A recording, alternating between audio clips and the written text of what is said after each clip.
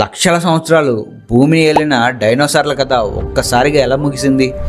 మెక్సికోలోని chicks club క్రేటర్కి ఈ మ్యాటర్కి సంబంధం ఏంటి? డీటెయిల్గా తెలుసుకుందాం. ఈ వీడియోకి ఒక లైక్ వేసుకుని మన ఛానల్ని సబ్స్క్రైబ్ చేసుకోండి. దాదాపు 6.6 కోట్ల సంవత్సరాల క్రితం ఒక భారీ ఉల్క దాదాపు ఎవరెస్ట్ పర్వతం కంటే పెద్దది మెక్సికోలోని యుక్టాన్ ద్వీపకల్పాన్ని అత్యంత వేగంగా ఢీకొట్టింది. అలా ఢీకొట్టినప్పుడు భూమిపై సృష్టించబడిన గాయమే చిక్స్ క్లబ్ ఇంపాక్ట్ క్రేటర్. ఇది సుమారు 180 కిలోమీటర్ల వ్యాసార్థంతో భూమి లోపల దాగి ఉన్న ఒక భారీ గొయ్యి. మొదట దీన్ని కనుగొన్నప్పుడు ఇంత పెద్దదిగా ఉంటుందని ఎవరూ ఊహించలేదు. కానీ రాను రాను దీని గురించి వివరాలు బయటకు వచ్చాయి.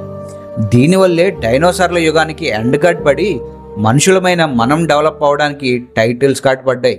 ఉల్క ఢీకొనగానే రిలీజ్ అయిన ఎనర్జీ కోట్లాది అణుబాంబుల శక్తితో సమానం. దానివల్ల భారీ భూకంపాలు, భారీ సునామీలు, కోట్ల టన్నుల ధూళి శిథిలాలు ఆకాశంలోకి ఎగిరి సూర్యరశ్మిని భూమి మీద పడకుండా అడ్డుకున్నాయి. ఫలితంగా భూమిపై చీకటి కమ్ముకుంది, ఉష్ణోగ్రతలు పడిపోయాయి, మొక్కలు చనిపోయాయి, ఫుడ్ చైన్ అంతా డిస్టర్బెన్స్ అయింది.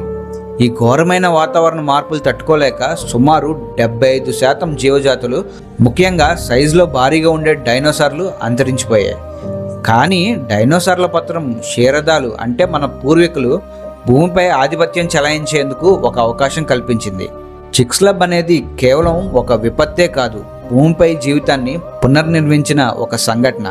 ఈ వీడియో మీకు నచ్చింది అనుకుంటున్నాను. నచ్చితే ఒక లైక్ వేసుకుని మా ఛానల్ని సబ్స్క్రైబ్ చేసుకోండి. Thank you.